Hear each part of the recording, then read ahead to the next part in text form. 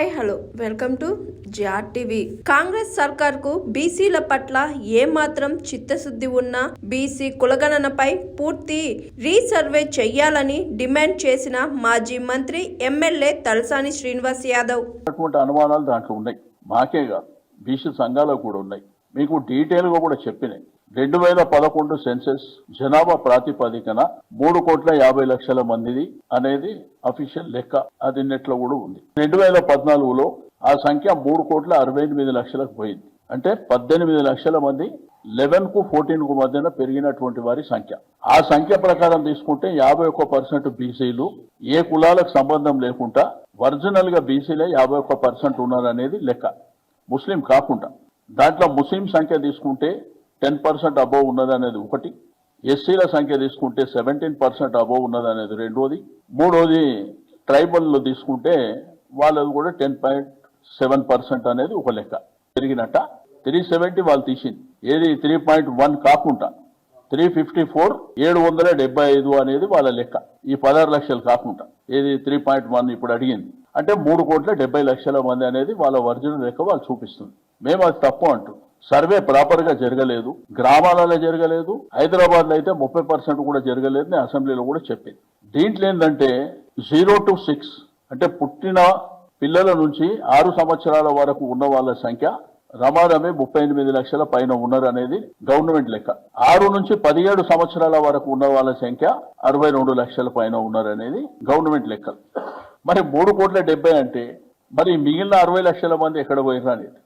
రెండోది, మీరు తీసుకుంటే జనాభా లెక్కలు ప్రకారం ఈ 4,32 లక్షల మంది 2024-25 పార్లమెంట్ ఎలక్షన్ కమిషన్ అఫీషియల్ గా ఇచ్చారు. ఎలక్షన్ కమిషన్ అఫీషియల్ గా ఇచ్చిన డేటా ఉంది. 432నేమో మన అసెంబ్లీ ఎలక్షన్ కి ఇచ్చారు. 332 వాళ్ళు ఇచ్చింది. వాళ్ళేమో 18 years అబోవ్ వాళ్ళే ఇచ్చారు. మామూలుగా అట్లనే ఇస్తారు. మరి ఇక్కడ మిగిలిన వాళ్ళ సంఖ్య ఎక్కడ పోయింది అనేది. అందుకే నేను ప్రభుత్వాన్ని, మీరు భేషజాలకు పోకుండా ఈ సమాజానికి న్యాయం చేయాలనేటువంటి సంకల్పం ఉంటే మీరు ఫ్రెష్ గా సర్వే చేయండి. దాంతో పాటు నిన్న చెప్పినట్టు మేమేదో తీర్మానం చేసి ఢిల్లీకి పంపిస్తాం, దానివల్ల ఉపయోగం లేదు. చట్టం చేయండి. మహారాష్ట్రలో, కర్ణాటక కానీ లేకపోతే తమిళనాడులో జరిగినట్టు చట్టం చేసి మీరు ఏదైతే కామారెడ్డి డిక్లరేషన్ ఇచ్చారో మీరే చట్టపరంగా 42% రిజర్వేషన్, పార్టీల పరంగా కాదు. రెండోది ఏంటంటే జనాభా లెక్కలు తప్పు అని తేలినప్పుడు, ఇప్పుడు 3,70,00,000 మంది అని లెక్క తప్పు తేలినప్పుడు, మీకు అఫీషియల్ గా 70-80 లక్షల మందికి నష్టం జరిగినప్పుడు జనాభా ప్రాతిపాదికనే మనకు 15 ఫైనాన్స్ నుంచి డబ్బులు వస్తాయి. జనాభా తక్కువ ఉంటే వచ్చే రెవెన్యూ కూడా అక్కడ నుంచి తక్కువ వస్తుంది. ఒకటి, రీఆర్గనైజేషన్ జరిగినప్పుడు పార్లమెంట్ అసెంబ్లీ సీట్లు పెరిగినప్పుడు కూడా సంఖ్య తగ్గుతుంది. దానివల్ల తీవ్రమైనటువంటి నష్టం ఈ సమాజానికి జరిగేటువంటి అవకాశం ఉంది. రెండోది, నిన్న మొన్న మాట్లాడినప్పుడు 51% బీసీలు అంటారు.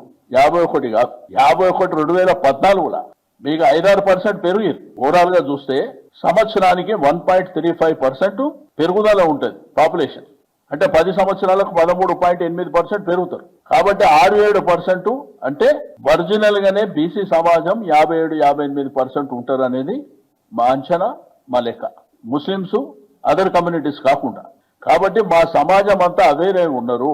వాళ్ళకి నష్టం జరిగితే ఎట్టి పరిస్థితుల్లో ఒప్పుకునే పరిస్థితిలో లేరు. మీరు అరీబని లోకల్ బాడీ ఎలక్షన్ కి అవసరం లేదు. మీరు చేయండి, సైంటిఫిక్ చేయండి. మీ దగ్గర వ్యవస్థ ఉన్నది, అధికారం ఉన్నది, మీరు న్యాయం చేయాలనేటువంటి భావన ఉంటే డెఫినెట్ గా మీరు చేయండి. 3.1% చేయడం మూలాన ఒరిగేది ఏముండదు. Hi, this is Swathi. Like చేయండి, షేర్ చేయండి, కమెంట్ చేయండి అండ్ సబ్స్క్రైబ్ చేయండి GR TV. Hi, this is Monica. Please like, share and subscribe GR TV.